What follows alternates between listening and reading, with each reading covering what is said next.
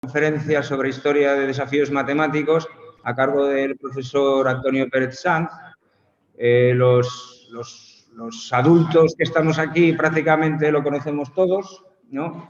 Y para el resto de invitados os diré que, bueno, es un profesor jubilado de matemáticas, licenciado en matemáticas por la Universidad Complutense de Madrid, que ha trabajado toda su vida como profesor de enseñanza secundaria, llegando a ser catedrático de instituto y también hubo puestos directivos en los centros educativos por los que pasó, principalmente, si no me equivoco, Antonio, el último fue El Salvador Dalí, ¿no?, de Madrid. Luego también ha tenido, bueno, pues, ocupaciones o responsabilidades relevantes en cuanto a lo que es la didáctica de las matemáticas. Fue director de publicaciones de la editorial Nivola, ha trabajado mucho con la editorial CM, también ha publicado sus propios libros y donde probablemente saltó a ser una celebrity de las matemáticas fue en los años 90. No sé cuánto recordaréis el programa La Aventura del Saber. Él tenía ahí una sección que se llamaba Universo Matemático, que, bueno, pues a muchos nos explicó sobre muchas cosas. Y, bueno, yo a día de hoy sigo utilizando tus vídeos en algunas clases. No me voy a enrollar más, que hoy ya me va a tocar hablar mucho. Y entonces vamos a dejar que Antonio nos ilumine con las cosas que nos va a contar, que son, yo las he escuchado ya muchas veces y son muy interesantes todas. ¿Vale? Bueno, os dejo con Antonio. Hola, buenos días a todos. Muchas gracias, Rubén, por la presentación y por la invitación a compartir con vosotros estos minutos. Y yo, en primer lugar, quería felicitar a los alumnos que estáis aquí por haber llegado hasta la fase final de la Olimpiada Matemática, que no es nada fácil. Veréis a lo largo de la charla lo importante que es participar en las Olimpiadas Matemáticas y a dónde han llegado algunos olímpicos matemáticos. Pero también quiero felicitar a los profesores que hay detrás organizando las distintas fases de la Olimpiada en todas las sociedades, porque es un esfuerzo gratuito, generoso y altruista, y en unas circunstancias como las que nos ha tocado vivir estos 2 últimos años, merece un doble aplauso. Y para no enrollarme más, porque yo tengo unas tendencias a enrollarme bastante grandes, vamos a hablar de... Me dijeron que hablase de historia y dije, bueno, vamos a hablar de desafíos matemáticos, y para terminar la charla y para dar ánimos a estos matemáticos en ciernes, les diré cómo ganar $1 millón con las matemáticas. Que parece imposible, pues no es tan imposible. Bueno, pues hablando de desafíos, aquí está el primer desafío. El primer desafío es hacer un agujero en la Tierra, ¿no? Dice, eso no es un desafío. Se coge una broca, un martillo, pilón y todas estas cosas. Vale, no es un desafío. Podríamos calcular incluso el volumen del cilindro, la arena que sale fuera y tal. No es un desafío, pero es un gran desafío porque se produjo en agosto de 2012 y no se produjo en nuestro planeta. Se produjo en Marte y lo hizo la nave Curiosity, o Curiosidad. Y claro, el gran desafío no es hacer el agujero, el gran desafío es llegar a Marte. Pues ya veremos cómo la historia de las matemáticas ha ido poniendo los eslabones, los peldaños, para conseguir hacer esos 2 agujeros en Marte. O algo mucho más contundente todavía, hacer volar un helicóptero, un dron, sobre la superficie de Marte. Parece que es cosa fácil y alguien puede decir, son los ingenieros los que lo han hecho, pero detrás del trabajo de todos los ingenieros están las matemáticas. Y ya veréis que no están unas matemáticas cualquiera, sino unas matemáticas que vienen de muy lejos, que vienen desde Atenas. Porque en Atenas vamos a hacer una excursión por el tiempo. Empezamos en Atenas y vamos a ser testigos del primer desafío matemático que se conoce en la historia de las matemáticas. Y estoy hablando de hace 2500 años, es decir, no fue antes de ayer. Y por supuesto no tenía $1 millón de premio ni nada de esto. La historia es esta. Estamos en Atenas, en el siglo de oro de la Atenas de Pericles, y se produce una peste que diezma, de hecho mató a la tercera parte de los atenienses. Una de las víctimas es el propio Pericles. Y los atenienses, ¿qué hacen? Dicen, ¿cómo librarnos de la peste? Pues consultan al oráculo de Delos. Y la respuesta del oráculo de Delos es un problema matemático. No les da una receta farmacéutica, no, ni sanitaria. Les dice, tenéis que hacer esto. Construir en el templo de Apolo un altar semejante al existente, pero que fuese el doble de grande. El altar era un cubo, la forma geométrica más simple, un dado grande. Era una cosa parecida a esta. Y el problema que les plantea, el desafío que les hace el oráculo es duplicar un cubo. Pero no de cualquier manera, porque eso parece un trabajo fácil, ¿no? Parece. Lo que sí es cierto es que los dioses griegos, si esto es cierto, es una leyenda, sabían muchas matemáticas. Y ahora veremos por qué. Porque fueron estos dioses griegos con este problema los que de alguna manera pusieron los cimientos para llegar a Marte. Pero además lo hacen con una especie de maldición. Para duplicar el cubo solo se puede utilizar una regla y encima sin graduar, es decir, sin poder medir. Una regla solamente sirve para trazar rectas y un compás, una herramienta para trazar círculos y rectas. Es decir, hay que duplicar el cubo trabajando solo con regla y compás. Y comienza la aventura matemática. Esa aventura que ha durado 2500 años. Los atenienses dijeron, bueno, pero si esto está chupado, esto no tiene ningún misterio. Lo primero que tenemos que hacer es duplicar el cubo. Pues duplicamos la arista y tenemos un cubo que es el doble, ¿no? Pero ese cubo, lo sabéis, ¿no? Se ve, es evidente. No es el doble que el cubo original. Es 8 veces el cubo original. Así que los dioses con esto no se dieron por satisfechos. Los dioses podían haber planteado el problema más sencillo, que era duplicar el área de una de las caras del cubo, ¿no? Y hubiese sido entonces tirado, elemental. ¿Por qué? Porque si tengo el lado de un cubo de lado unidad, conseguir uno que tenga la superficie el doble, sencillamente trazar la diagonal y construir el cubo sobre esa diagonal, ¿no? Raíz de 2 al cuadrado nos daría 2 y tendríamos duplicado el área del cuadrado. Pero está claro que no seleccionaron ese problema y por algo sería. Y llegan los matemáticos y ya veréis qué desfile de matemáticos se van a enfrentar con este problema en apariencia tan simple. El problema es, dado un cubo de arista A, encontrar la arista de otro cuyo volumen sea doble, ¿no? Empieza Hipócrates de Quíos, le sigue Arquitas, este en teoría es Hipócrates, no sabemos quién es una escultura griega, pero bueno, queda lucido ponerle cara, aunque esté un poco rota. El problema es este, y aquí aparece una figura que en apariencia no tiene nada que ver con el cubo. Aparece una figura que son 3 triángulos rectángulos semejantes, y ahí está la solución del problema de la duplicación del cubo. Con lo cual dices, triángulos y semejanza, eso es una cuestión fácil. Pues de ahí llegamos a las cónicas de Menegmo. Hipócrates descubre que la solución es encontrar esos 3 triángulos semejantes. Pero encontrar esos 3 triángulos semejantes no es tan fácil. Vamos a ver por qué no es tan fácil. A ver, tocamos madera, a ver si esto funciona.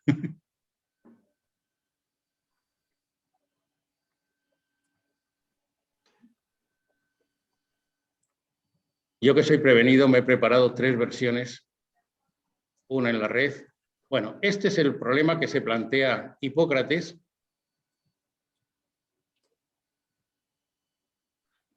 Y el asunto es este, la solución es esta. Tenemos que encontrar, he puesto aquí un punto para mover sin tener que andar apuntando de una manera.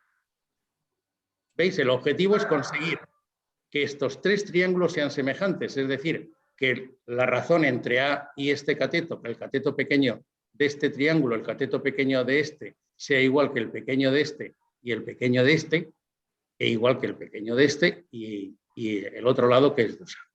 Bueno, yo moviendo por ahí lo puedo hacer a ojo, ¿no? Diciendo, a ver, ¿cuándo consigo que las 3 sean iguales?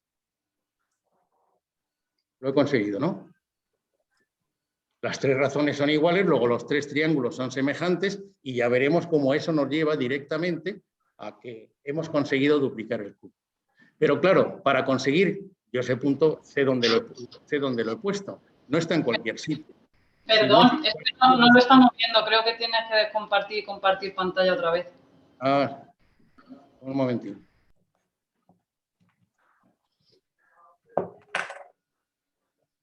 Antonio, en lugar de compartir aplicación, comparte pantalla. Escritorio. porque si compartes aplicación y sales de la aplicación... Algo de esta.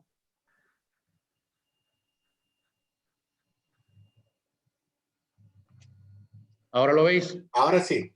Vale, lo repito rápidamente. Digo, el objetivo de Hipócrates era conseguir que estos tres triángulos rectángulos fuesen semejantes. Luego ya veremos cómo de ahí se llega a la duplicación. Y decía, moviendo este punto a ojo, pues puedo conseguir que las tres razones sean la misma. Es decir, los tres triángulos son semejantes. Pero claro, la solución científica es esta. ¿Dónde está ese punto? Ese punto está en el punto de corte de estas dos curvas. Y esas dos curvas son dos cónicas, son dos parábolas. Es decir, para solucionar el problema de la duplicación del cubo, Arquitas e Hipócrates ya llegaron a la conclusión de que tenían que saber construir parábolas. Salimos de aquí, voy a tener que volver a compartir porque ahora no veis esta, ¿no? Sí. Se ve. ¿Se ve? ¿Se ve? Vale. Entonces no toco nada porque el que toca aquí algo... Bueno, ¿habéis visto? Si lo traducimos al lenguaje actual, al lenguaje matemático moderno, la igualdad de esas tres razones, de esos tres triángulos, significa que A partido por X, llamo X al lado del segundo triángulo, es igual que X partido por Y, igual que Y partido por A. Fijaros que estos son dos proporciones, ¿no? Si desarrollo cada una de esas dos proporciones, lo que tengo es esto. X al cuadrado es igual a A por Y al cuadrado es igual a 2A por X. Pero claro, los que ya sean mayores, los profesores y tal, dicen, uy, eso es la fórmula de una parábola, esto es la fórmula de otra parábola. Y si resolvemos ese sistema de ecuaciones, lo que obtenemos es esto, la duplicación del cubo. La arista del cubo doble es X y esta X es exactamente el doble de la arista original del cubo. Es decir, hemos conseguido duplicar el cubo utilizando triángulos y esas curvas milagrosas. Pero esas curvas milagrosas que nos daban el punto de corte clave, la llave del problema, resulta que eran parábolas. ¿Y cuál es el problema de la parábola? Que no se puede construir con regla y compás. Es decir, que no cumplíamos el mandato de los dioses griegos. ¿Por qué? Porque Mileto el Mecánico construyó un compás para dibujar parábolas, pero no era el compás de ese de trabajar con círculos que querían los griegos. Los griegos, por cierto, eran muy reacios a trabajar manualmente, artesanalmente. Por eso, ese desprecio a cualquier cosa que no fuese la regla y el compás. Bueno, y duplicando el cubo nacen las cónicas, porque duplicando el cubo no íbamos a llegar a Marte, pero con las cónicas sí. Pues basándose en este planteamiento, Eratóstenes entra Arquitas, Menegmo y Eratóstenes, que son los que empujan el problema de la duplicación del cubo. Hi ha un certificateu que ha de tindre en la fotocopiadora. No, te estamos oyendo. Perquè el vaig treure ahir i no... Y claro, hasta el siglo XIX, hasta 1837, un matemático, Wantzel, consiguió demostrar que era imposible, utilizando solo la regla y compás de los griegos, hacer el problema de la duplicación del cubo. Es decir, nacen las cónicas. Y con las cónicas vienen Menegmo, Apolonio, Galileo, Kepler y los siguientes peldaños para nuestro viaje a Marte. Porque en el mundo de las cónicas, Apolonio es el que pone los fundamentos, los cimientos. Como secciones de un cono, de ahí el nombre de cónicas, con un tratado insuperable hasta la época de Newton. Galileo es el que aborda ya en el Renacimiento algunos de los problemas clásicos con las cónicas. Hasta Galileo, por ejemplo, y fijaros si se habían disparado cañones, arcabuces y cosas de esas, no se sabía que el tiro de un cañón era un tiro parabólico, es decir, que describía una parábola. Y llega Kepler. Y Kepler nos sitúa un poco más allá de la superficie terrestre y nos demuestra que todos los planetas del sistema solar siguen órbitas elípticas. Es decir, que siguen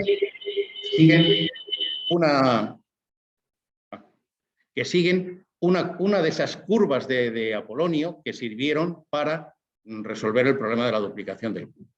Todos los planetas del sistema solar tienen órbitas elípticas. Y realmente cualquier cónica es mucho más atractiva, mucho más interesante que la simpleza de los círculos de los días.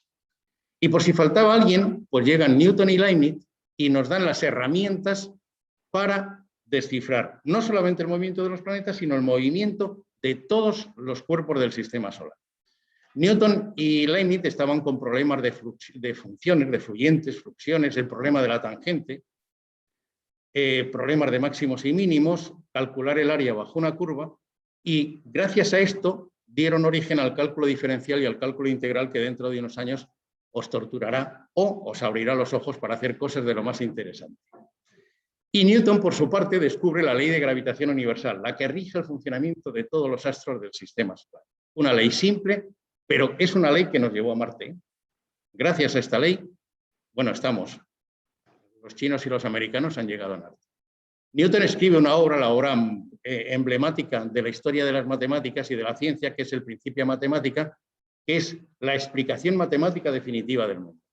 Y las herramientas, aunque no aparecen en la obra, solo muy de pasada, son el cálculo diferencial y el cálculo integral. Pero lo importante que hace Newton es esto.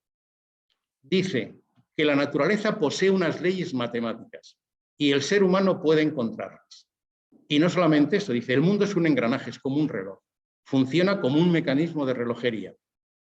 Y si sabemos las posiciones de todas las partículas en un momento dado, aplicando las ecuaciones diferenciales, podremos describir qué le pasará al mundo, cómo funcionará el universo en cualquier momento del futuro. Es decir, el análisis matemático es la herramienta para no solamente explicar el pasado, sino para predecir el futuro. Y con las cónicas y Newton, pues llegamos a la Luna, ¿eh? De hecho, hay una frase mucho más popular que esa de Houston, Houston, tenemos un problema. El Apolo 11, cuando salió de la órbita terrestre, salir de la órbita terrestre es aplicar el problema de la tangente, es decir, dónde hay que impulsar la nave para que salga por la tangente como la onda de David y llegue a su objetivo. Pues uno de los tripulantes del Apolo 11, cuando ya salieron de la órbita terrestre para llegar a la Luna, dijo, ahora es Newton quien nos lleva. Y llevaba razón. Son las leyes de Newton las que estaban conduciendo esa nave hacia la Luna. Pero bueno, después de los desafíos divinos, ha habido muchos desafíos matemáticos. Yo he hecho una selección muy rápida para que veáis que esto ha sido una constante a lo largo de la historia de las matemáticas. Alcuino de York, estamos hace 1200, 1300 años, era el director de la Escuela Palatina de Carlomagno. Era el ministro de Educación, digámoslo así, y es el que pone los fundamentos de cómo había que educar a los jóvenes. Y hace un libro que se llama así en latín, Proposiciones ad Aquendus Juvenes, problemas para estimular a los jóvenes. ¿Sabéis qué es ese libro? Pues es un compendio de 56 problemas de matemáticas. Problemas que os sonarán a algunos, que los habréis visto en 20.000 versiones, y son las primeras olimpiadas de matemáticas de la época. Y es el primer libro de matemáticas recreativas. Os he seleccionado dos.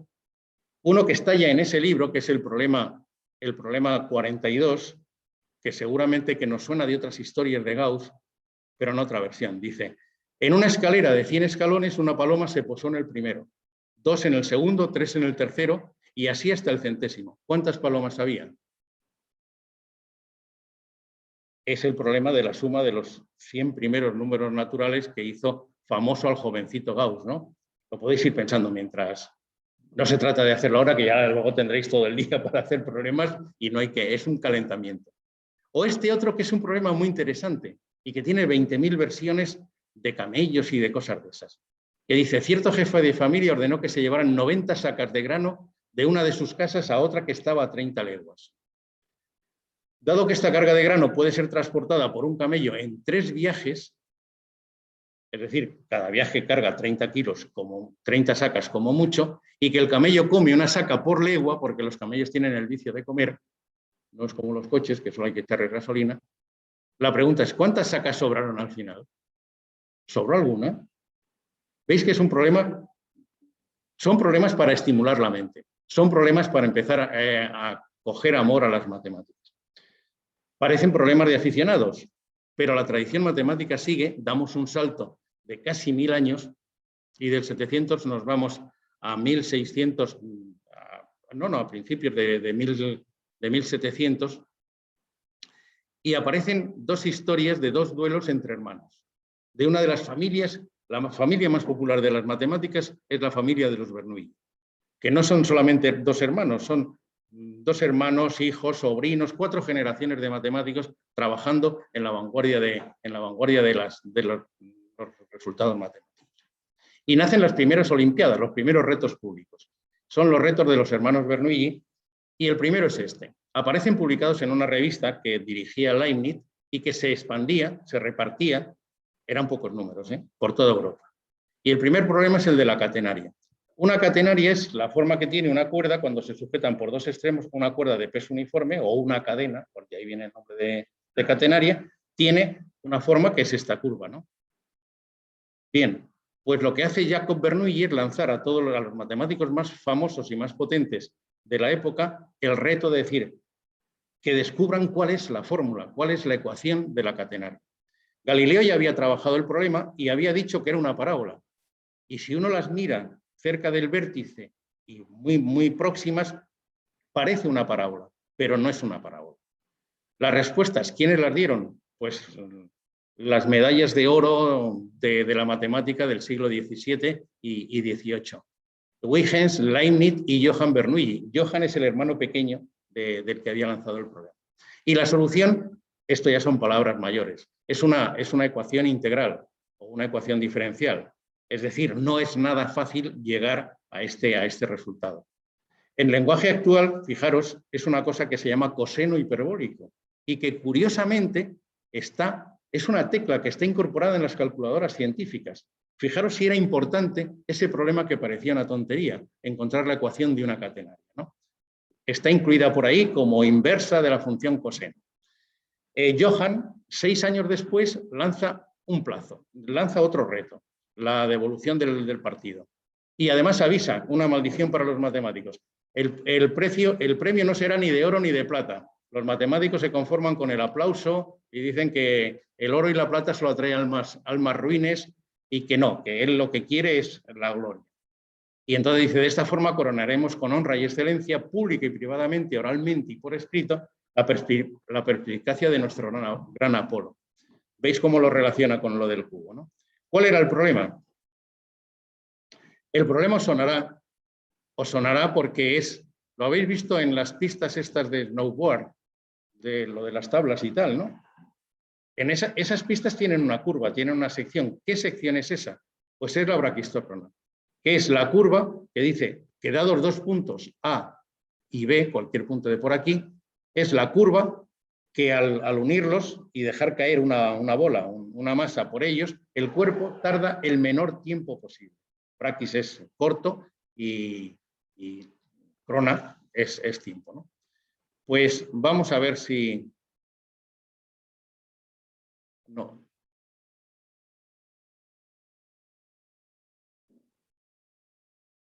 Bueno, yo he dibujado aquí unas cuantas...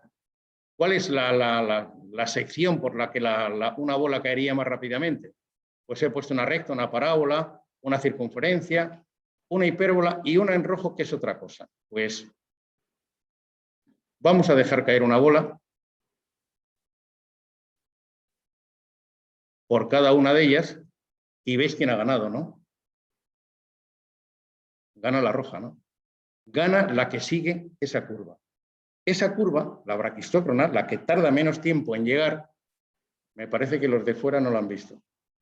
Bueno, la que tarda menos tiempo en llegar es precisamente una curva cuya ecuación es esta, también una ecuación bastante rara, pero no es ni más ni menos que un arco de cicloide, que es la curva que describe la válvula de una bicicleta cuando va rodando. Pues, ¿quiénes descubrieron esto? El problema ya no es trivial, ya son ecuaciones diferenciales, es decir, ya son grandes matemáticas para la época. Lo descubre Johann Bernoulli, que es el que lanza el reto, y lo hace mediante técnicas de refracción de la luz, una solución brillante pero muy rara. Descubre la solución su hermano, Leibniz, L'Hopital, Newton, que lo marca. Sabemos de Newton que resolvió el problema en una noche. Le llegó la comunicación por la noche, se quedó sin dormir durante toda la noche y al desayuno, cuando su sobrina le llevó el desayuno, debería estar medio dormido ya tenía la solución y la mandó. La mandó de forma anónima y los que lo recibieron, que fueron los hermanos Bernoulli, dijeron, se conoce al león por sus garras, sabían que solamente Newton podía haber hecho. Y como vamos de desafíos, os voy a contar la historia del desafío hasta ahora casi más largo de la historia de las matemáticas. Es este señor, bueno, el desafío resuelto que más tiempo ha durado. Ese señor es Pierre de Fermat, que nació en Francia, en Beaumont, en 1601, era hijo de un rico comerciante de pieles, estudió Derecho y su afición a las matemáticas era de un aficionado. No era un profesional, no vivía de esto. Llegó a ser magistrado y juez y además intercambiaba por cartas sus conocimientos con los grandes matemáticos de la época. Y le escribió a otro, a Pascal, que no quería que su nombre apareciese relacionado con las matemáticas en ningún libro ni en ninguna publicación. Pues es probablemente el matemático aficionado más famoso y eso que no quería, ¿no? Pues Fermat es el rey de los retos por esto. En manos de Fermat cae una edición de las matemáticas de Diofanto, un libro escrito en el siglo III o IV después de Cristo, es decir, muy viejo, que también era una colección de problemas. Y entonces lo que hace Fermat es ir en ese libro poniendo en el margen algunas anotaciones de comentarios sobre los problemas que iba a encontrar. Su amigo Basset luego las incorporó y ahora tenemos una versión de todos los comentarios. Pues uno de los comentarios es este. Voy a ver si funciona el vídeo. No. No nos deja el orden. Bueno, lo que dice, os lo cuento.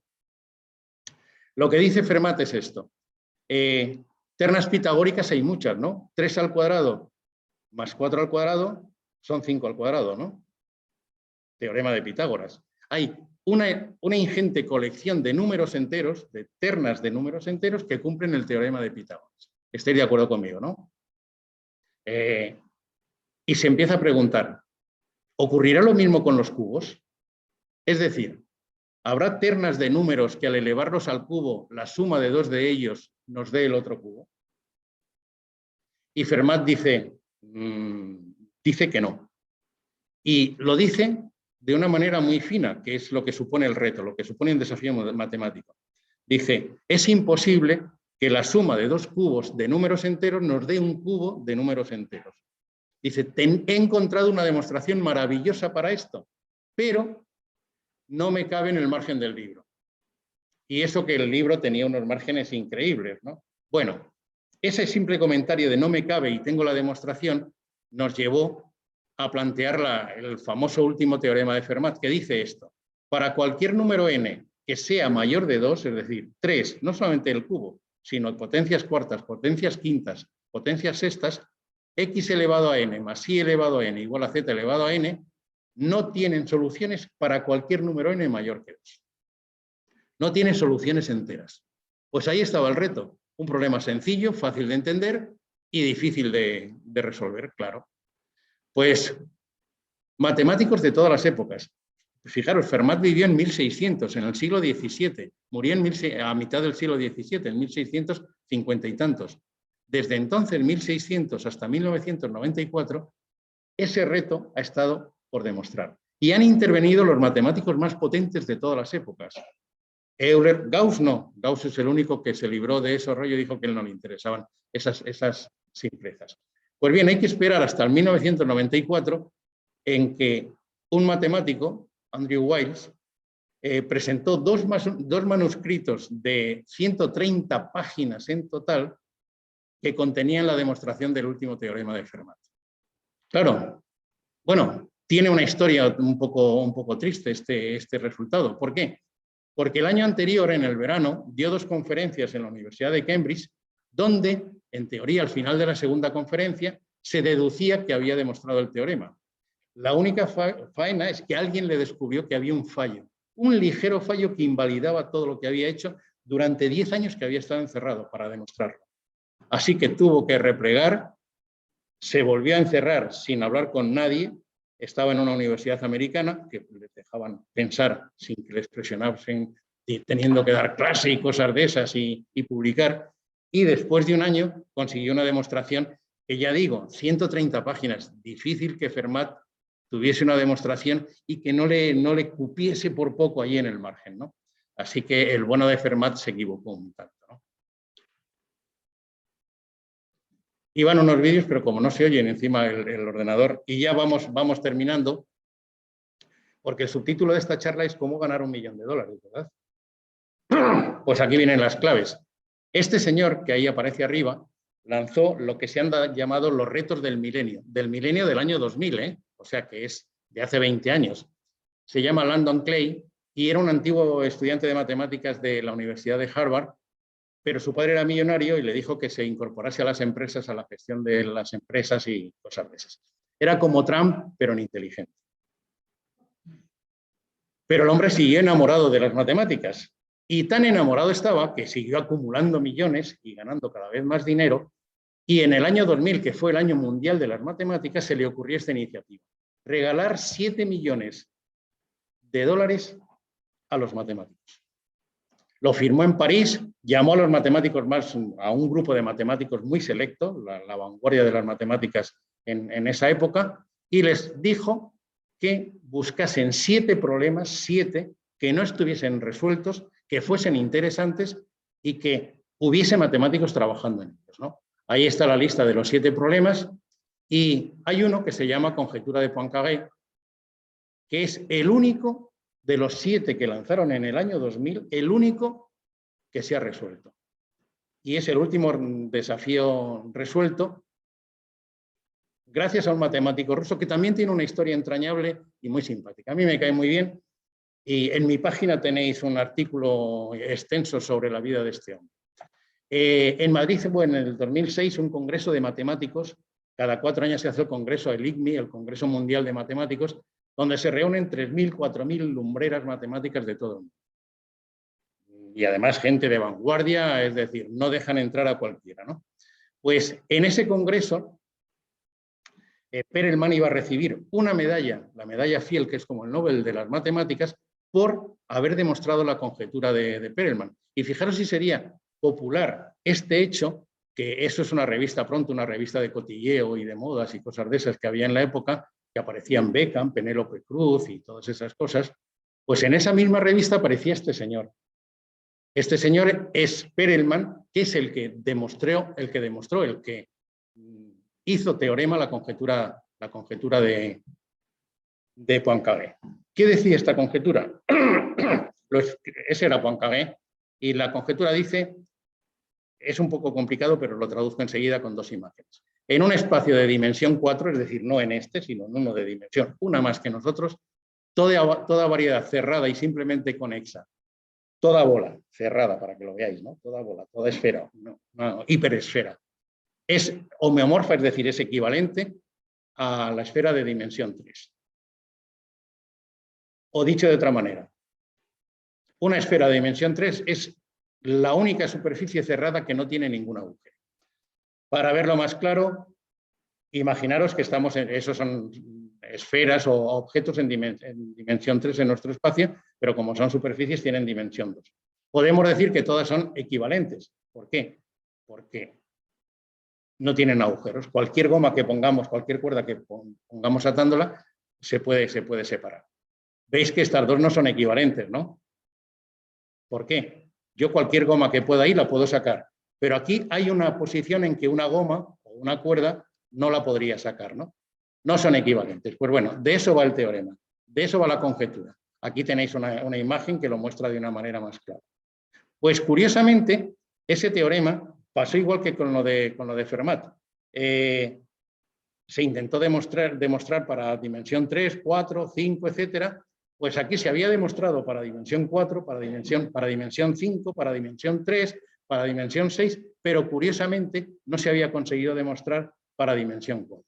Y es Gregory Perelman, Grisha le llamaban los amigos, que había publicado nada de ningún sitio académico, en Internet directamente, en 2002 el preámbulo de la demostración, y en 2003 hizo un ciclo de conferencia en Estados Unidos, y eso que era un poco tímido y no le gustaba mucho hablar, y publicó el segundo. Está en Internet, pero no tenemos Internet, no me deja abrir el archivo. Os lo iba a enseñar porque son el primer artículo 30 páginas y el segundo 20, que en matemáticas eso es una ridiculez. Es un artículo muy contundente, son 2 artículos muy contundentes, muy breves, para demostrar una conjetura que tenía 100 años de existencia, ¿no? Bueno, este señor es Gregory Perelman. Veis que todos los matemáticos notables tienen que estar calvos y tener barba, ¿no? Rubén ya va camino de ello, pero... Y bueno, lo bonito de la historia es que en el ICM, por este descubrimiento, la IMU, la Organización Mundial de Matemáticos, la Unión Mundial de Matemáticos, le otorga una de las 4 medallas Fields, como el premio Nobel, ¿no? Y además con dotación económica. Poca, pero tiene. Pues Perelman se negó a recogerla, dijo que no quería ningún reconocimiento de los matemáticos. En Madrid estaba esperándole el rey, la Esperanza Aguirre, que por entonces era presidenta, Gallardón, para salir en la foto y darle la mano y todas estas cosas, y nos dejó plantados a todos los que estábamos por allí en ese congreso. Pero lo curioso es que la Fundación Clay, cuando se comprobó que era verdad la demostración, también tenía el $1.000.000 y también renunció al $1.000.000. Es decir, no solamente renunció a una medalla, renunció a $1.000.000 y no solamente eso, dejó el instituto. Veis aquí, este es el momento en que tenía que recoger la medalla. No vino, lo dejó a todo el mundo plantado, dejó el instituto de matemáticas donde trabajaba en San Petersburgo y se fue a vivir a un apartamento de lo más modesto con su madre. Y ahí le tenéis, tan feliz y tan contento. Porque lo dijo él mismo, dice, ¿para qué quiero $1.000.000 si he descubierto cuáles son uno de los misterios más profundos del universo? Y lleva razón, con eso ya estaba más que pagado. Y viene a cuento de traerle aquí porque las primeras aventuras matemáticas de Perelman son como vosotros. Ocupó los primeros puestos en la Olimpiada Matemática de la URSS, es la Olimpiada, la siguiente a la vuestra, la que se hace al terminar el bachillerato. Ocupó los primeros puestos y los primeros puestos de cada país pasan a la Olimpiada Internacional. Y en la Olimpiada Internacional, el bueno de Gregory Perelman tuvo la medalla de oro.